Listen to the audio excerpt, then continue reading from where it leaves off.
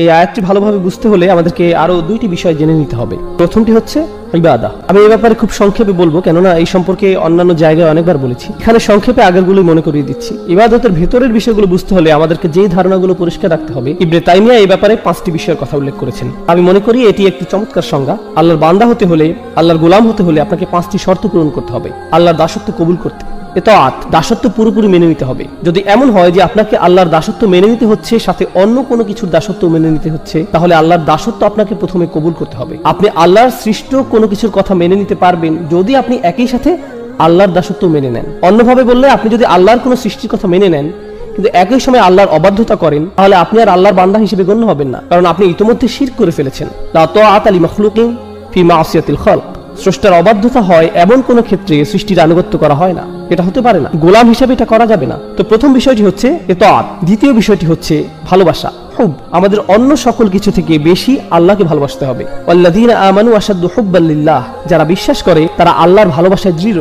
একই সূরাতে আল্লাহ বলেন, ওয়া মিনান নাসি মান ইয়াত্তাখিযু মিন দুনিল্লাহি আনদাদা ওয়া ইউহিব্বুনাহুম কাহুব্বুল্লাহ। মানুষের মধ্যে এমন রয়েছে যারা আল্লাহর সমকক্ষ দাঁড় করায়, তারা তাদের এমন ভাবে ভালোবাসে যেভাবে আল্লাহকে ভালোবাসে। কিন্তু যারা বিশ্বাস করে তারা আল্লাহর ভালোবাসায় দৃঢ় থাকে। অন্যভাবে বললে, আমাদের ভালোবাসা আছে আমাদের পিতামাতার প্রতি, ভাই বন্ধু, সন্তান সন্ততি, জীবন সঙ্গী, ধন সম্পদ ইত্যাদি সকল কিছুর প্রতি, কিন্তু এগুলো কোনোটাই আল্লাহর ভালোবাসার ঊর্ধ্বে নয়। সকল ভালোবাসাই থাকে আল্লাহর প্রতি ভালোবাসার অধীন। আর আল্লাহকে ভালোবাসার পর আসে তার বার্তাবাহকের প্রতি ভালোবাসা, সাল্লাল্লাহু আলাইহি ওয়াসাল্লাম। দ্বিতীয় বিষয়টি ছিল ভালোবাসা। তো এখন পর্যন্ত আমরা দুইটি বিষয় নিয়ে আলোচনা করেছি, দাসত্ব স্বীকার ও ভালোবাসার প্রকাশ। তৃতীয়টি হচ্ছে তাওয়াক্কুল। সৃষ্টিকর্তার উপর আমাদের ভরসা রাখতে হবে। নিজেকে যখন আমি তার দাস হিসেবে স্বীকার করে নিয়েছি এবং তাকে যখন স্রষ্টা হিসেবে কবুল করে নিয়েছি, তখন তিনি যাই আদেশ নির্দেশ আমার প্রতি করুক না কেন, ভরসা রাখতে হবে যে সে সকলগুলো অবশ্যই আমার জন্য উত্তম।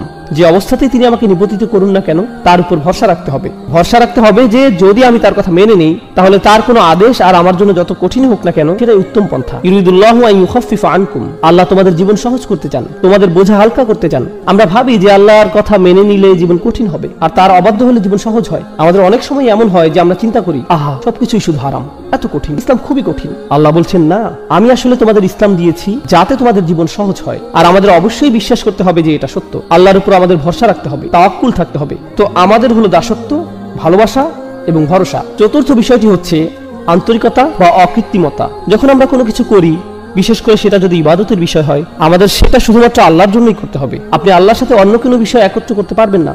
যেমন ধরুন, আপনি মসজিদে দান করবেন, যদি সাথে এমন চিন্তাও রাখেন যে একটু নামও হবে আর হ্যাঁ দানও হবে, এভাবে নিয়ত মিশ্রণ ঘটাতে পারবেন না। সেটা আলাদা যে দান করলে হয়তো আপনার কিছুটা নামও হবে, কিন্তু মনে যদি আগে থেকে খ্যাতির লোভ থাকে, তাহলে আপনার দান বৃথা। আপনার লক্ষ্য শুধুমাত্র আল্লাহর জন্য হতে হবে। আল্লাহ তার জন্য করা নিয়তে অন্য কারো অংশগ্রহণ করা পছন্দ করেন না, বিন্দু পরিমাণও না। আর তিনি আমাদের থেকে যা চান, ইন্না সলাতি ওয়া নুসুকি ওয়া মাহইয়ায়া ওয়া মামাতি লিল্লাহি রব্বিল আলামিন। এই আন্তরিকতার ব্যাপারে আগের সূরাতে আলোচনা হয়েছে। ফাসাল্লি লিরাব্বিক, তোমার রবের প্রতি আন্তরিকতার সাথে সালাত আদায় করো। আল্লাহর জন্য কোনো কিছু করার ক্ষেত্রে আমাদের নিয়তকে পরিশুদ্ধ করতে হবে। মাঝে মাঝে ধরুন, এটা যদিও একটু বাইরের আলোচনা কিন্তু গুরুত্বপূর্ণ, আমরা বিভিন্ন ভাবে দিনের জন্য কাজ করি। কেউ হয়তো মসজিদে সরাসরি সেবাদান করে, কেউ হয়তো মসজিদ কমিটিতে কাজ করে, কেউ হয়তো দাওয়াতি কাজ সম্পন্ন করে, কেউ ইসলামী স্কুল পরিচালনা করে, অথবা কেউ ইসলামিক ওয়েবসাইট চালাতে সহায়তা করে। যেটাই হোক, যেভাবেই হোক, আমরা দিনের জন্য করি কোনো না কোনো উপায়। কাজের শুরুতে আমাদের নিয়ত শুধু আল্লাহর জন্যই থাকে, কিন্তু সময় পার হলে আমাদের মনে বিভিন্ন চিন্তার উদ্রেক হয়। আমরা বলি, মানুষ আমার কথাই শুনছে, আমার এখানে প্রধান হওয়া উচিত, আর আমাদের আমিত্ব বোধ জাগ্রত হয়। মানুষদের অবশ্যই আমার কাজের স্বীকৃতি দিতে হবে। এখন তো কেউ আমার প্রশংসাই করছে না, লোকজন আমার মতের মূল্যায়নই করছে না, আর এতদিন যা কিছু করেছি কিছুই আমলে নিচ্ছে না। এখন বলুন, আমাদের এই কাজ আল্লাহর জন্য নাকি মানুষের স্বীকৃতির জন্য? আর এভাবে আমাদের মনে যা ঘটে সেগুলো কেউই তেমন ভাবে লক্ষ্য করে না, অথচ সময়ের সাথে এভাবেই নিয়ত পরিবর্তিত হতে থাকে। আপনি সততার সাথে আল্লাহর জন্য শুরু করেন হয়তো, কিন্তু সময়ের সাথে আন্তরিকতায় ভাটা পড়ে। আমাদের অবশ্যই ইখলাস বজায় রাখতে হবে, সেই আন্তরিকতা ধরে রাখতে হবে। এখন সর্বশেষ ও সর্বাধিক গুরুত্বপূর্ণ বিষয়টি, যা ইবাদতের সাথে জড়িত, আমরা ইতিমধ্যে 4টি বিষয় নিয়ে আলোচনা করেছি, পঞ্চম বিষয়টি বাকি আছে। সহজ ভাষায় আমি এটাকে বলি দাসত্বের শর্ত। লক্ষ্য করবেন, যখন আপনি কোনো চাকরিতে যোগদান করেন, আপনার কোম্পানি ও আপনার মধ্যে একটা চুক্তি সম্পন্ন হয়। চুক্তিতে বলা থাকে আপনি কোম্পানির জন্য কি কি করবেন এবং কোম্পানি আপনার জন্য কি কি করবে। একইভাবে স্বামী স্ত্রীর মধ্যেও চুক্তিনামা থাকে, আমি তোমার জন্য এগুলো এগুলো করবো, তুমি আমার জন্য এগুলো এগুলো করবে। চুক্তিনামা, শর্তের আদান প্রদান। একইভাবে সন্তান এবং মা বাবার মধ্যে অধিকারের বিষয় থাকে, এগুলো আমাদের অধিকার, এগুলো তোমাদের অধিকার। এখানেও আদান প্রদান হচ্ছে, পরস্পর বোঝাপড়া এখানেও দেখা যাচ্ছে। যে কোনো রাষ্ট্র বা সরকারের সাথে সেখানকার জনগণের একই ধরনের বোঝাপড়া হয়। তোমরা এই পরিমাণ কর দিবে, এই আইন কানুনগুলো মেনে চলবে, বিনিময়ে আমরা তোমাদের এই সেবা দিয়ে যাব। স্পষ্ট বিনিময়। সাধারণত এই ধরনের বিনিময়গুলো কিছু আপোষ মীমাংসা বা বোঝাপড়ার মাধ্যমে হয়, অর্থাৎ দুই পক্ষই এগিয়ে আসে। আলাপ আলোচনা করে, শেষে আপোষের মাধ্যমে সমঝোতা হয়। কিন্তু যখন আমরা আল্লাহর বান্দা, তখন এই ধরনের শর্ত বা সমঝোতা কি করে ঘটবে? এগুলোকে আলোচনা বা আপোষ মীমাংসার মাধ্যমে হবে? অবশ্যই না। সকল শর্তই আসমান থেকে আসবে, আপনাকে শুধু মেনে নিতে হবে। অর্থাৎ আপনার কোনো যোগ্যতা নেই যে আপনি নির্ধারণ করবেন আল্লাহর বান্দা হতে হলে কি কি মেনে চলবে আর কি কি মেনে চলবেন না, আল্লাহর উপাসনার জন্য কি কি করবেন আর কি কি করবেন না, আল্লাহকে মেনে চলার জন্য কি করবেন আর কি করবেন না। আপনি নিজে কখনোই নিজের জন্য এগুলো নির্ধারণ করতে পারেন না। এই ব্যাপারে সকল শর্ত, সকল কর্তৃত্ব শুধুই আল্লাহর। আর শুধুমাত্র এভাবেই আপনি আল্লাহর বান্দা হতে পারেন যে এসব শর্তে, এই চুক্তিতে আপনার সামান্যতম অংশও নেই। সকল শর্তই আল্লাহর, কর্তৃত্ব শুধুই আল্লাহর। এবার আসুন, কাফিররাও আল্লাহকে ডাকে, তারাও তাওয়াফ করে, সিজদাও করে, আল্লাহর নাম তারাও ভালোভাবেই স্মরণ করে, প্রায় সবকিছুই করে। কিন্তু সেই শর্তগুলো, সেই চুক্তিনামা, তারা যেটাকে আল্লাহর দাসত্ব বলে, যেটাকে তারা আল্লাহতে বিশ্বাস বলে, সেই বিশ্বাস দাসত্বের চুক্তিনামা তারা নিজেরাই বানিয়ে নেয়। কিন্তু আল্লাহ বলছেন, তোমরা যদি নিজেদের মন মতো এই শর্তসমূহ বানিয়ে নাও, সেটা গ্রহণযোগ্য না। এগুলো শুধু তখনই গ্রহণ করা হবে যদি তা কেবল আমার পক্ষ থেকেই আসে। আর সেই শর্তসমূহ যা তার থেকে আসে, সেগুলো মূলত তাই যা নবী রাসূলগণ নিয়ে আসেন। তাই এসব শর্তাবলী, এগুলো খুবই গুরুত্বপূর্ণ। আপনাকে একদিন কেউ বলল, জানো, আমি সৃষ্টিকর্তাকে খুবই ভালোবাসি, আমি প্রায়ই তার উপাসনা করি, প্রার্থনা করি। আসলে আপনি করেন না, আপনি করেন না। কেননা আপনি যদি সৃষ্টিকর্তার প্রার্থনা করেন নিজের মন মতো করে, তাহলে কিভাবে আপনি তার গোলাম হবেন? যখন আপনি সৃষ্টিকর্তার প্রার্থনা করবেন এমন ভাবে, ঠিক যেমন ভাবে তিনি আপনার নিকট আশা করেন, এটাকে সৃষ্টিকর্তার সঠিক উপাসনা বলা যায়। শর্তগুলোর সংজ্ঞা কেবল আল্লাহর পক্ষ থেকেই আসতে পারে। আল্লাহতে বিশ্বাসের অর্থ আসলে কি কি? আল্লাহকে মেনে চলার অর্থ কি? আল্লাহর ইবাদত করার অর্থটাই বাকি। এটি হলো প্রাথমিক আলোচনা। দাসত্বের শর্তসমূহ দুইটি বিষয়। আমি চাই আপনারা ইবাদত শব্দটার আসলে আরবিতে কি বোঝায় সেটা আগে জেনে নিন। কিংবা বলা যায় উবুদিয়্যাহ শব্দটি, যেটি মূলত মাজদার ব্যাকরণ অনুযায়ী, এটি মূলত দুটি বিষয়ের সমন্বয়।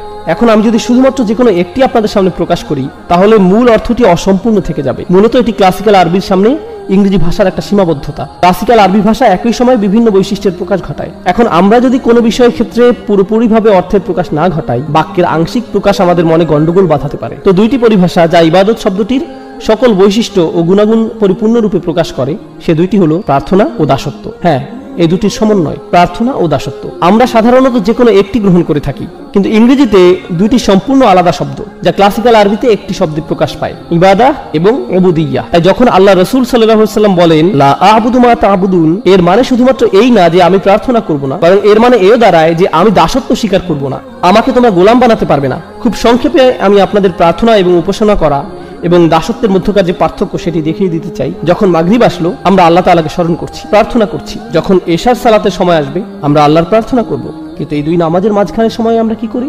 এই দুই নামাজের মাঝখানে যখন আমরা ছিলাম, এই দুই নামাজের মাঝখানে আমরা ছিলাম আল্লাহর দাস। যখন আপনি ঘুমাচ্ছিলেন তখন আপনি প্রার্থনা করছিলেন না, কিন্তু ঠিকই আপনি ছিলেন তখন আল্লাহর দাস। যখন আপনি ঘুম থেকে উঠলেন, দাঁত ব্রাশ করলেন, নাস্তা করলেন, আপনার কাজে যাওয়ার জন্য গাড়ি ড্রাইভ করলেন, সে সময় আপনি প্রার্থনা করছিলেন না, কিন্তু তাহলে আপনি কি করছিলেন? যদিও হয়তো এই সময় আপনি কোরআন তেলাওয়াত করছিলেন না বা কোনো জিকির আজকার করছিলেন না, কিন্তু ঠিকই এই সময় আল্লাহর দাসই ছিলেন। তো বলা যায় যে প্রার্থনা হচ্ছে নির্দিষ্ট কিছু কাজ, রোজা রাখা, নির্দিষ্ট সময়ে সালাত আদায় করা, হজ করা, কোরআন তেলাওয়াত করা, দান সাদকা করা, এগুলো সবই নির্দিষ্ট কিছু কাজ যেগুলো প্রার্থনা হিসেবে ধরা হয়। কিন্তু একজন দাস, একজন গোলাম, সে সর্বদাই আল্লাহর গোলাম, যদিও সে এই ধরনের কাজগুলো করে বা না করে। এই ধারণাটি আসলে খুবই শক্তিশালী, কেননা এর মানে দাঁড়ায় আমাদেরকে ঠিক সেভাবে জীবনযাপন করতে হবে যেভাবে আল্লাহ তাআলা চান। শুধুমাত্র জুমার নামাজে বা অন্য কোনো নামাজে আল্লাহকে মানবেন আর অন্য সময় মানবেন না, সেটা চলবে না। নামাজগুলোর মধ্যকার সময়ে আমরা আল্লাহর বান্দাই। হাফিজু আলা সলাওয়াত ওয়াস সালাতুল উস্তা। আলেমদের মধ্যে অনেকে বলেন এখানে সলাতুল উস্তা বলতে নামাজগুলোর মধ্যকার সময়ের কথা বলা হয়েছে। এই সময় আল্লাহর সাথে আমাদের কানেক্ট থাকতে হবে, এই সময়ে আল্লাহর সাথে আমাদের সম্পর্ক থাকতে হবে, আমাদের আল্লাহর প্রার্থনা করতে হবে, একই সাথে আল্লাহর দাসত্ব মেনে নিতে হবে। এখন আমরা হয়তো অনেকেই আল্লাহর প্রার্থনা ঠিকভাবেই করি, কিন্তু দাসত্বের ক্ষেত্রে, যেমন হয়তো আপনি আসরে নামাজ পড়েছেন, কিন্তু এখন ভাবছেন সময় তো আছে, একটু মুভি দেখা যায়, মাগরিব চলে আসলো, হ্যাঁ মাগরিবের নামাজেও চলে আসছেন, কিন্তু এভাবে আপনি শুধু প্রার্থনা করছেন, দাসত্বের শর্তে টিকছেন না, আল্লাহর বান্দা হতে পারছেন না।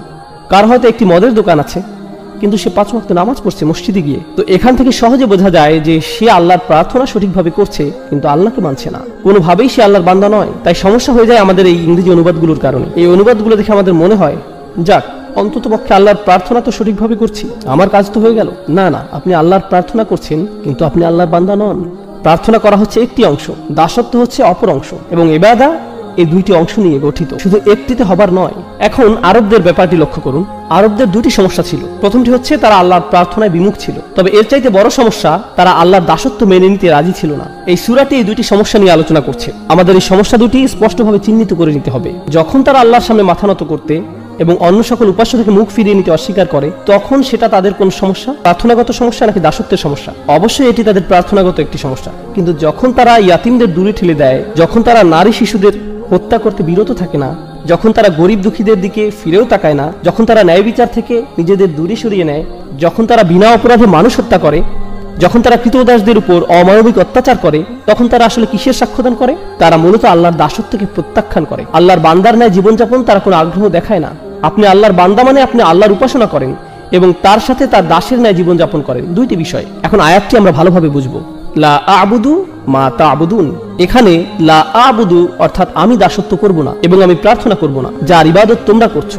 আমাদের বুঝতে হবে এই আয়াতে আল্লাহ রাসূলকে বলা হয়েছে কাফিররা কিসের প্রার্থনা করত আর তারা কার দাসত্ব করত সে ব্যাপারে কথা বলতে। তো তারা কিসের প্রার্থনা করত এবং তারা কার দাস ছিল বলে মনে করেন? তারা বিভিন্ন মূর্তির, নিজেদের বানানো মেয়েকে ঈশ্বরের উপাসনা করত এবং তারা নিজেদের লোভ লালসার দাস ছিল।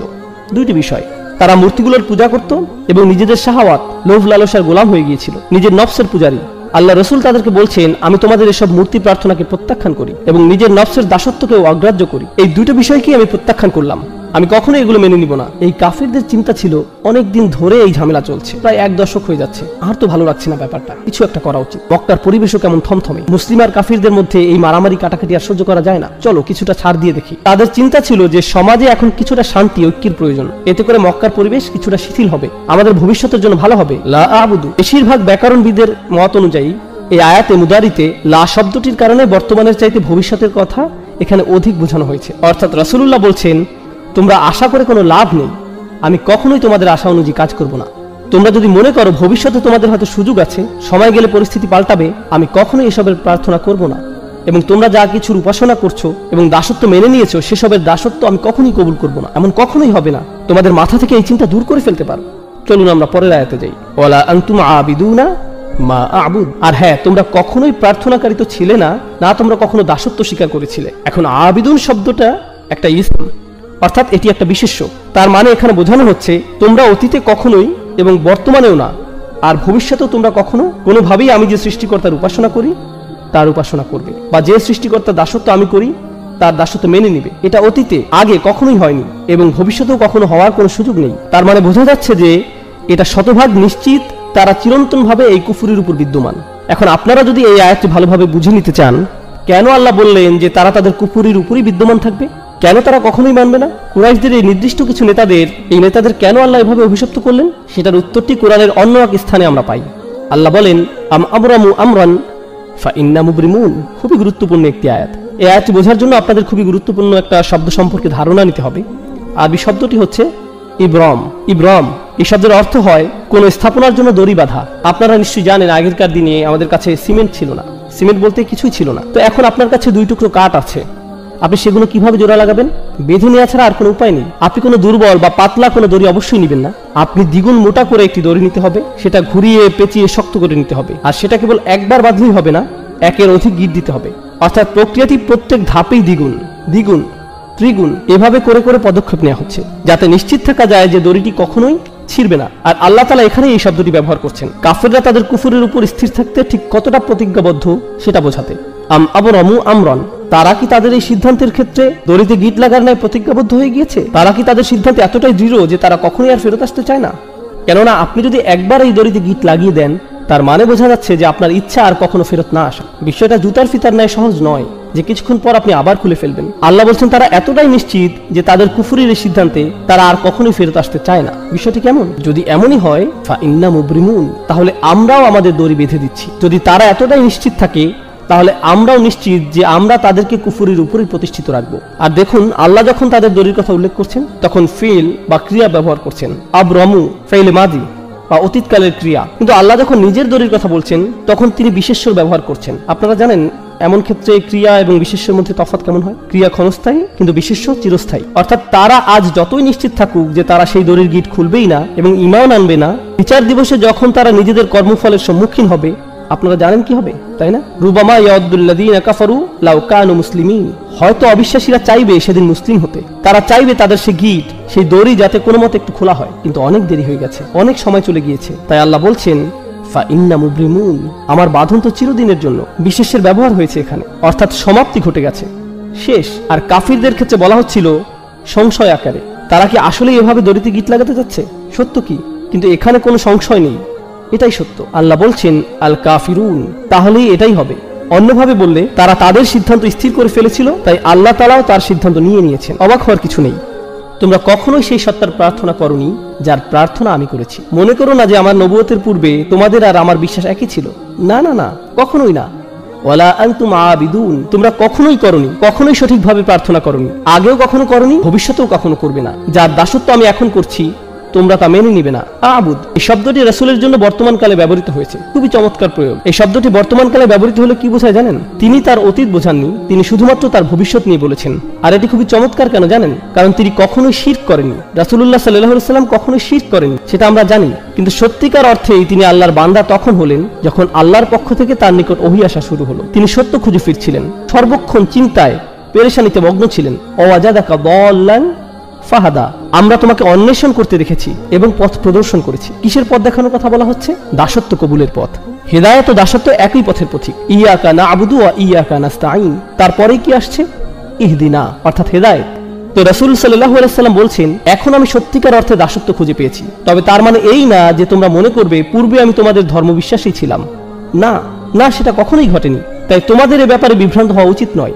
আর এখানে খুবই শক্তিশালী শিক্ষা যেটা পাওয়া যায় সেটা হচ্ছে, যদি তোমরা জানো যে আমি কখনোই তোমাদের বিশ্বাস গ্রহণ করব না, এবং আমিও জানি যে তোমরা আমার বিশ্বাস কখনো গ্রহণ করবে না, তার মানে এখান থেকে সহজেই বোঝা যায় যে আমাদের রাস্তা ভিন্ন।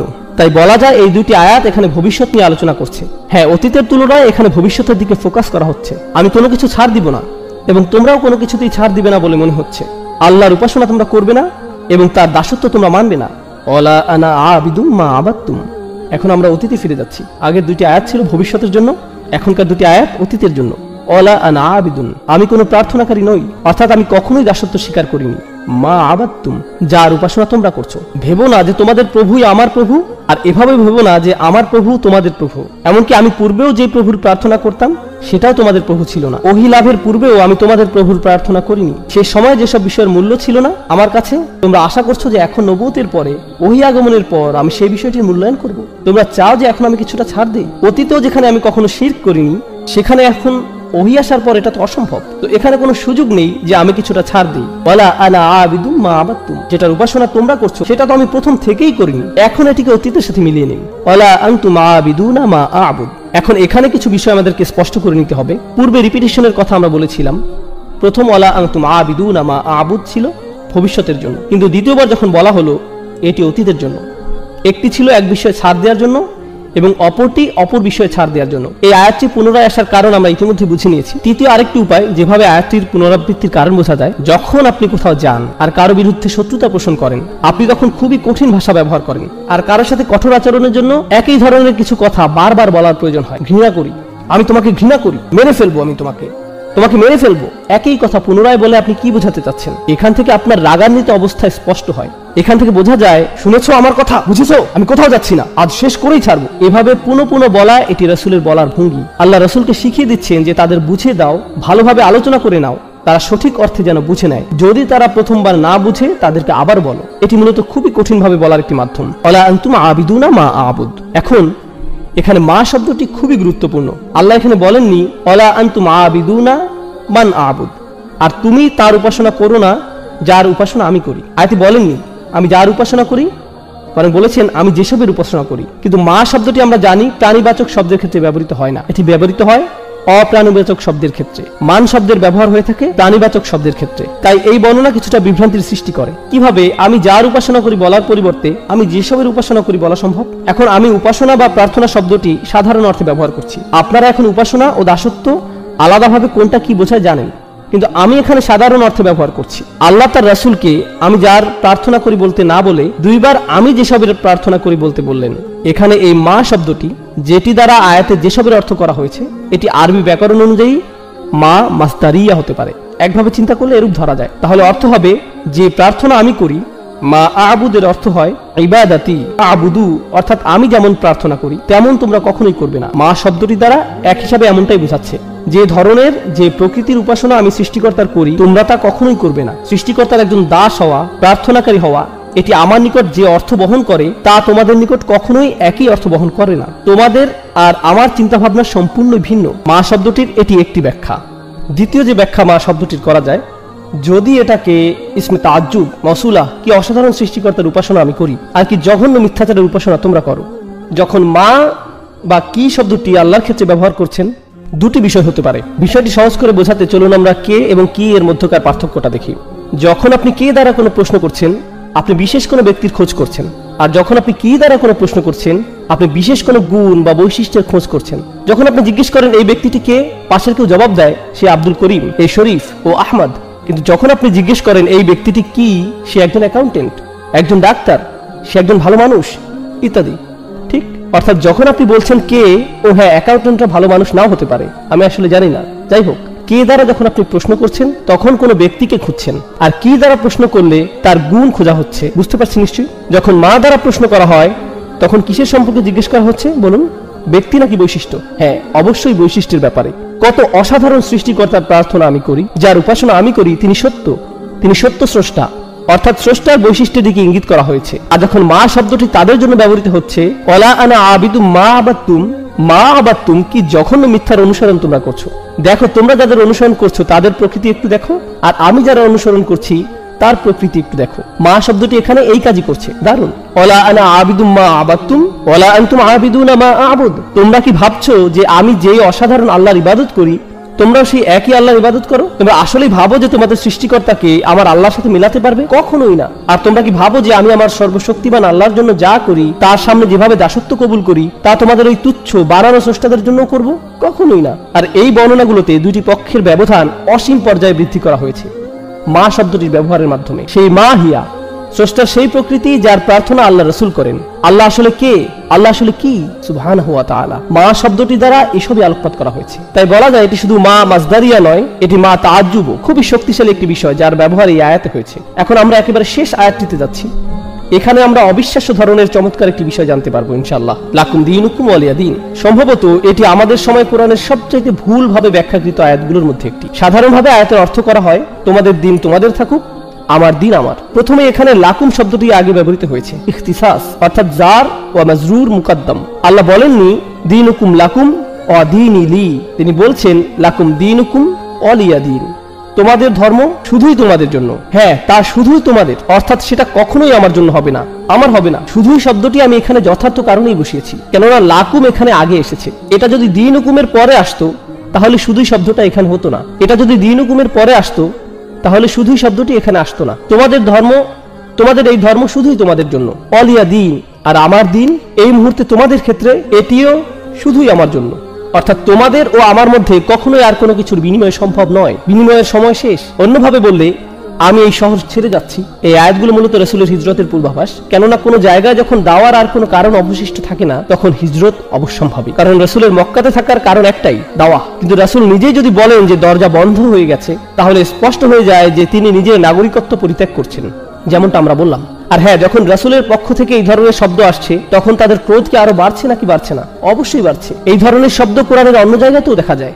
কুল ইয়া কওমি আমালু আলা মাকানাতিকুম, তাদের বলুন আমার জাতির মানুষেরা তোমাদের জায়গা থেকে তোমাদের যা মন চায় করো, তোমাদের অবস্থায় থেকে যা করতে পারো করে ফেলো। ইন্নী আমালু, আমিও কাজ করছি, আমার যা করার আমিও করে যাচ্ছি। দিন শব্দটি আরবিতে এই শব্দটি দাইন শব্দ থেকে আসে। দাইন শব্দের অর্থ ধার বা ঋণ, কোনো কিছু যার নির্দিষ্ট পরিমাণ আপনি কারো কাছ থেকে পান বা যা আপনার থেকে কেউ পায়। দিন শব্দটি আরবিতে শাসনতন্ত্র বা সরকারও বোঝায়, কেননা সরকার সাধারণ মানুষকে তাদের পাওনা দিয়ে থাকে এবং সাধারণ মানুষ থেকে নিজেদের পাওনা নিয়ে থাকে। সূক্ষ্ম বিনিময় যা সরকার ও কোনো দেশের মানুষের মাঝে ঘটে। দিনের জন্য কোনো না কোনো কর্তৃপক্ষ থাকা জরুরি।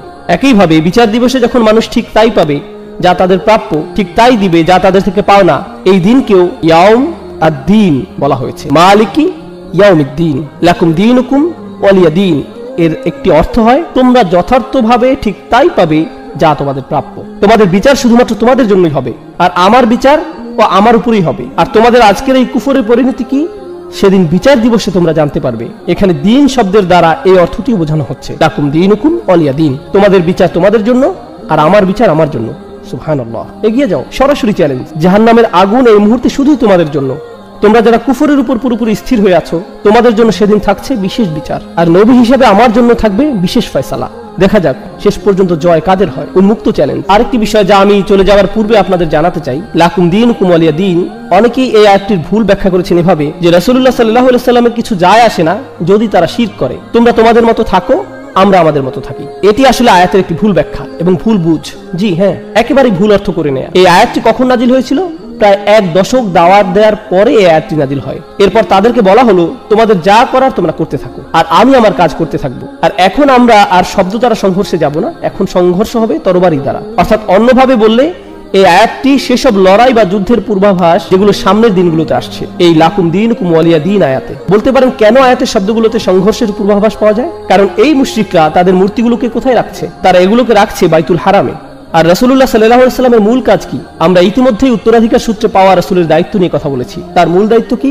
ইব্রাহিম আলাইহিস সালামের ধর্মকে পরিশুদ্ধ করা। আর তিনি সেটা কিভাবে করতে পারেন? যে উদ্দেশ্যে আল্লাহর এই ঘর নির্মিত হয়েছিল সেই উদ্দেশ্যে এটির পুনর্গঠনের মাধ্যমে। কিন্তু ততক্ষণ তিনি এটি করতে পারছেন না যতক্ষণ মুশরিকদের প্রতিমাগুলো এই ঘরে মজুদ রয়েছে। তাই আল্লাহর দ্বীন এখানে পূর্ণতা পেতে হলে তাদের দ্বীনকে সরতে হবে। তোমরা তোমাদের দ্বীনের অনুসরণ করতে থাকো, আমি আমার দ্বীনের অনুসরণ করতে থাকি, এবং শেষ পর্যন্ত দেখা যাবে জিত কার হয়। তাই আল্লাহ বলেন, হুয়াল্লাযী আরসালা রাসূলাহু বিল হুদা ওয়া দীনিল হক লিইয়ুযহিরাহু আলা দ্বীনি কুল্লিহি। তিনি তার রাসূলকে পাঠিয়েছেন, আল্লাহ তার রাসূলকে পাঠিয়েছেন হিদায়াতের সাথে এবং সেই সত্য দ্বীনের সাথে, যাতে এটি অন্য সকল যত দ্বীন আছে সেগুলোকে পরাস্ত ও নিষ্প্রভ করে দিতে পারে। দ্বীনের অন্যান্য যত রূপ সবগুলোই পরাভূত হবে। ওয়ালাউ কারিহাল মুশরিকুন। যদিও মুশরিকরা বিষয়টি ঘৃণা করে, যদিও তারা এটি অপছন্দ করে, তো তোমরা যা করার করতে থাকো, কিন্তু সেগুলো সবই বৃথা হবে। আমার দ্বীন ইতিমধ্যে নিশ্চয়তা পেয়ে গেছে। আর হ্যাঁ, দ্বীন শব্দটি পরবর্তী আয়াতে আরো বেশি স্পষ্ট হবে। আরাআইতান নাস ইয়াদখুলুনা ফি দীনিল্লাহ। দ্বীন শব্দটি আবারও আসছে। সেখানে আমরা জানতে পারবো যে সংঘাতের শুরু এই সূরাতে হয়েছিল। পরবর্তী সূরাতে দেখা যাবে কারা এতে জয়লাভ। আর এই সূরার সর্বশেষ শিক্ষা একেবারে শেষ বক্তব্য রাখার পূর্বে অতিরিক্ত দুইটি বিষয়ে কিছু কথা বলবো ইনশাআল্লাহ তাআলা। প্রথম কথাটি হচ্ছে, আগের সূরাতে আমরা দেখতে পাই মক্কার কুরাইশরা রাসূলুল্লাহ সাল্লাল্লাহু আলাইহি ওয়াসাল্লাম ও তার পরিবারের উপর একটি ব্যক্তিগত আক্রমণ করে। বাতারা মুহাম্মদ, এই শব্দটি দ্বারা তারা আক্রমণ শুরু করে। মাআযাল্লাহ। এর দ্বারা তারা বোঝায় যে রাসূলের বংশের শিকড় কেটে গেছে এবং বেশি দিন আর স্থায়ী হবে না। গত সপ্তাহে এই বিষয়ে আমরা বিস্তারিত আলোচনা করেছি, আপনারা চাইলে মনে করে নিতে পারেন। এই আক্রমণের জবাবে আল্লাহ সুবহানাহু ওয়া তাআলা রাসূলের সকল অনুসারীদের বললেন না যে তোমরা সবাই বলো, কারণ রাসূল যখন কুরাইশদের প্রতিমাগুলো থেকে নিজেকে দূরে সরিয়ে নেবেন, স্বাভাবিক যে তার অনুসারীরাও সেটাই করবেন। কিন্তু আল্লাহ তাআলা তাদের কিছুই বলতে বলেননি। তিনি বলেননি কুলু ইয়া আইয়ুহাল কাফিরুন, তোমরা সবাই বলো আইয়ুহাল কাফিরুন। এভাবে বলার জন্য আল্লাহ সুবহানাহু ওয়া তাআলার পক্ষ থেকে তাগিদ আসেনি, বরং আল্লাহ শুধুই রাসূলকে বলতে বলেছেন কুল ইয়া আইয়ুহাল কাফিরুন, শুধু তুমি বলো, তাদের একাই বলো। এর কারণ হচ্ছে, যেহেতু কুরাইশরা ভেবেছে যে রাসূলের পরিবার আর বাড়বে না, তিনি একা যথেষ্ট নন, একা তিনি কিছুই করতে পারবেন না। আল্লাহ আযজা ওয়া জাল্লা স্পষ্ট করে ঘোষণা দিলেন যে রাসূল একাই তাদের জন্য যথেষ্ট। রাসূল সাল্লাল্লাহু আলাইহি ওয়াসাল্লামের আর কাউকেই প্রয়োজন নেই। এটি কোরআন থেকে একটি বড় শিক্ষা আমাদের জন্য। কেউ কেউ মাঝে মাঝে বলে মুহাম্মদ তার অনুসারীদের ব্যতীত কিছুই করতে পারত না। মাআযাল্লাহ, খুবই জঘন্য ভাষার ব্যবহার। আমরা মুসলিমরা কখনোই এমনটা বলি না, অমুসলিম ইতিহাসবিদরা বিশেষ করে এমনটা বলে থাকে। মুহাম্মদ তার অনুসারীদের উপর নির্ভর করেছিল, এই ধরনের কথাবার্তা। এখন লক্ষ্য করুন আল্লাহ তাআলা কি বলছেন, ইল্লা তানসুরুহু ফাকাদ নাসারাহুল্লাহ। সূরা তাওবাতে আল্লাহ বলছেন, যদি তোমরা তাকে সাহায্য নাও করো, আল্লাহ তো তাকে ইতিমধ্যেই সাহায্য করে রেখেছেন সাল্লাল্লাহু আলাইহি সাল্লাম। তাই আমাদের দৃষ্টিভঙ্গি কখনো এমন হতে পারে না। আমাদের দৃষ্টিভঙ্গি, চিন্তা ভাবনা হচ্ছে তিনি সরাসরি আল্লাহ তাআলা থেকে সাহায্য পেয়ে থাকেন, আমাদের সাহায্যের তার কোনো প্রয়োজন নেই। আপনারা মনে করতে পারেন হুনাইনের যুদ্ধের কথা, যখন সাহাবীরা হঠাৎ ভীত হয়ে রাসূলুল্লাহ সাল্লাল্লাহু আলাইহি সাল্লাম থেকে দূরে সরে গিয়েছিলেন, তিনি হঠাৎ একা পড়ে গেলেন।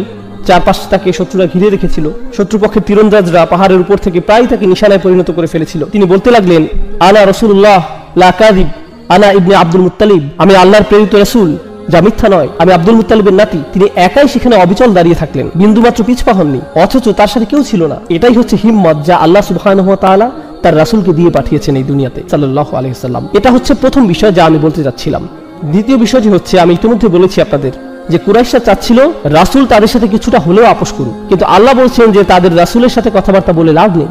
রাসূল তো শুধু আমার নেওয়া সিদ্ধান্ত তাদের জানাচ্ছে, এগুলো সবই আমার আদেশ। তাই সূরাটি শুধু ইয়া আইয়ুহাল কাফিরুন না বলে কুল শব্দ দিয়ে শুরু হচ্ছে, অর্থাৎ রাসূল সরাসরি তোমাদের বলছে না, বরং আমার আদেশে রাসূল তোমাদের বলছে। তাই রাসূলের সাথে আপোষ করে তাদের কোনো লাভ হবে না। এখন এই সূরার শেষে লাকুম দীনুকুম ওয়ালিয়া দীন, দিন শব্দের শেষে যে নুনটি রয়েছে, এটি আসলে দ্বীনই হওয়ার কথা। তোমাদের নিকট তোমাদের দিন থাকুক আর আমার নিকট আমার দিন। আরবি ব্যাকরণ অনুযায়ী ইদফা হওয়ার কারণে এখানে শেষে ইয়া হওয়ার কথা। এক্ষেত্রে যাকে ইয়া মুতাকাল্লিম বলা হয়, কিন্তু অলঙ্করণের স্বার্থে এখানে ইয়া সরিয়ে ফেলা হয়েছে আর শুধুই কাসরা ব্যবহার করা হয়েছে। আপনি যদি মুসহাফ একটু চেক করে দেখেন তাহলে দেখবেন এটি বলছে লাকুম দীনুকুম ওয়ালিয়া দীন, শুধুই কাসরা শেষে আছে, অর্থাৎ ইয়া সরিয়ে ফেলা হয়েছে। আরবিতে এই নিয়মটিকে বলা হয় হাসফ, যেখানে একটি অক্ষরকে সরিয়ে ফেলা হয়। বিভিন্ন কারণে এটি প্রয়োগ হয়ে থাকে, তার মধ্যে একটি কারণ হচ্ছে বিস্ময়ের প্রকাশ। অর্থাৎ যখন আপনি খুবই উত্তেজিত বা আবেগী হয়ে পড়েন, তখন দিনই না বলে আপনি শুধু বলেন দিন। একইভাবে আমরা যখন আল্লাহ আযজা ওয়া জাল্লার কাছে প্রগাঢ়ভাবে সাহায্য চাই, তখন আমরা রব্বি বলি না, তখন আমরা শুধুই রব বলে থাকি, রব্বিগফিরলি। এখানে রব্বি শব্দকে কেন সংক্ষিপ্ত করা হয়েছে? কারণ আমরা আল্লাহ আযজা ওয়া জাল্লার সামনে মরিয়া হয়ে আবেদন জানাচ্ছি, এটি অন্তর থেকে তার প্রতি নিবেদন। এইখানে এই সূরায় হাসফের ব্যবহার হয়েছে যাতে করে নিজের দিনের ব্যাপারে রাসূলের দাবি স্পষ্ট ও গাঢ় হয়, এটি আমার দিন। আরেকটি কারণ হচ্ছে ইয়া দ্বারা এখানে স্বয়ং রাসূলুল্লাহ সাল্লাল্লাহু আলাইহি সাল্লামকে বোঝানো হতো, কিন্তু হাসফের দ্বারা এই আয়াতে রাসূলের ভূমিকাকে সংক্ষিপ্ত করা হয়েছে আর আল্লাহর ক্ষমতাকে ফোকাসে আনা হয়েছে। প্রথমেই আল্লাহর ভূমিকাকে এই সূরাতে কুল শব্দের দ্বারা বর্ধিত করা হয়েছে, আর শেষে ইয়া হাসফের মাধ্যমে এমন দাঁড়ালো যে আল্লাহ রাসূলকে বলছেন সবশেষে তুমি এক্ষেত্রে নিজের কথা উল্লেখও করতে পারবে না, এসব সিদ্ধান্ত আসলে তোমার দ্বারা হচ্ছে না, এই সিদ্ধান্তের পেছনে তুমি না। সুবহানাল্লাহ, খুবই চমৎকার, প্রবল ও কার্যকর উপসংহার এই সূরার। আর এখন আমি আপনাদের তৃতীয় এবং সবচেয়ে গুরুত্বপূর্ণ বিষয়, যেটি উল্লেখের মাধ্যমে এই বক্তব্য শেষ করব ইনশাআল্লাহ তাআলা। আমি আপনাদের প্রথম থেকেই বলেছি যে কোরআনের শেষ 10টি সূরা শুধুমাত্র রাসূলুল্লাহ সাল্লাল্লাহু আলাইহি সাল্লামের জীবনী বোঝার জন্যই গুরুত্বপূর্ণ নয়, বরং রাসূলের আদর্শের সাথে ইব্রাহিম আলাইহিস সালাতু ওয়াস সালামের আদর্শের সংযোগ বা সম্পর্ক বোঝার জন্যও গুরুত্বপূর্ণ। এখন শুনুন, আমি আপনাদের কোরআনের অন্য একটি জায়গায় নিয়ে যাচ্ছি। একটি বিশাল আয়াত থেকে আমি কেবল গুটি কয়েক শব্দ অনুবাদ করব। কদ কানাত লাকুম উসওয়াতুন হাসানাতুন ফি ইব্রাহিম, তোমাদের জন্য ইতিমধ্যেই ইব্রাহিমের জীবনীতে চমৎকার আদর্শ রয়েছে। ওয়াল্লাযীনা মাআহু, এবং তাদের মধ্যে যারা তার সাথে রয়েছে। ইয ক্বালু লিকওমিহি, যখন তারা তাদের জাতিকে বলল ইন্না বুরাউ মিনকুম ওয়া মিম্মা তা'বুদুনা মিন দুনিল্লাহ, আমরা পুরোপুরি ভাবে তোমাদের সাথে সম্পর্ক ছিন্ন করলাম। এতে কোনো সন্দেহ নেই, শব্দগুলো মনোযোগ দিয়ে শুনুন। তারা বলল আমরা তোমাদের সাথে সকল সম্পর্ক ছিন্ন করছি এবং আল্লাহকে বাদ দিয়ে তোমরা যাদের যাদের উপাসনা করো সেগুলো যাই হোক না কেন প্রত্যেকের সাথে আমরা সম্পর্ক ছিন্ন করছি। আমরা তোমাদের সাথে এবং তোমরা যাদের উপাসনা করো তাদের সাথে সম্পর্ক ছিন্ন করলাম। শব্দগুলো কি পরিচিত শোনাচ্ছে? সুবহানাল্লাহ। আর তিনি বলে গেলেন কাফারনা বিকুম, আমরা তোমাদের প্রত্যাখ্যান করলাম। অন্যভাবে বললে আমরা তোমাদের বিশ্বাসকে অস্বীকার করলাম, তোমাদের ধর্মকে তাকফির করলাম। ওয়াবাদা বাইনানা ওয়া বাইনাকুমুল আদাওয়াতু ওয়াল বাগদাউ আবাদা, আর এখন আমাদের ও তোমাদের মধ্যে চিরদিনের জন্য প্রতিহিংসা ও ঘৃণার সূত্রপাত হয়ে গেল। হাত্তা তুমিনু বিল্লাহি ওয়াহদা, যতক্ষণ না তোমরা আল্লাহতে বিশ্বাস করছো যিনি এক ও অদ্বিতীয়। সুবহানাল্লাহ। আয়াতের শেষ অংশে ইব্রাহিম তার পিতার জন্য দোয়া করছেন আলাইহিস সালাম, যার মধ্য দিয়ে আয়াতটি শেষ হয়। কিন্তু আয়াতটির দিকে ভালো করে লক্ষ্য করুন, এটি কি প্রায় সূরাতুল কাফিরুনের অর্থের মতোই নয়? যেভাবে রাসূলুল্লাহ কুরাইশদের সাথে মোকাবেলা করছেন, তিনি তাদের সাথে বিরোধপূর্ণ কথাবার্তার মধ্যেও ইব্রাহিম আলাইহিস সালামের আদর্শের পুনরাবৃত্তি করছেন, শুধুমাত্র ফাসাল্লি লিরাব্বিকা ওয়ানহার এর মধ্যেই নয়। সুবহানাল্লাহ, কত সুন্দরভাবে আল্লাহ তাআলা কোরআনের শিক্ষাগুলোকে সংযুক্ত করেছেন। ওয়া কাযালিকা নুফাসসিলুল আয়াহ, আর এভাবেই আমরা আয়াতগুলোকে ব্যাখ্যা করে থাকি। কত সুন্দরভাবে বিষয়গুলো যুক্ত হয়, ইতিহাস কতই না চমৎকারভাবে মিলে যায়। আর আপনারা সাথে এই বিষয়টি বুঝতে পারবেন। একটু আগে আমি যেটা বললাম, রাসূলুল্লাহকে একাই কথা বলতে হয়েছিল, নিজের সাথে অন্য কাউকে সম্পৃক্ত করার সুযোগ তাকে দেওয়া হয়নি। অন্যদিকে ইব্রাহিম আলাইহিস সালামের অল্প কিছু অনুসারী থাকা সত্ত্বেও তাদের নিয়েই কাফিরদের সাথে কথা বলার আদেশ দেওয়া হয়েছে। বৈপরীত্যের দিকে লক্ষ্য করুন, কার অনুসারীর সংখ্যা বেশি? মুহাম্মদুর রাসূলুল্লাহ সাল্লাল্লাহু আলাইহি সাল্লাম।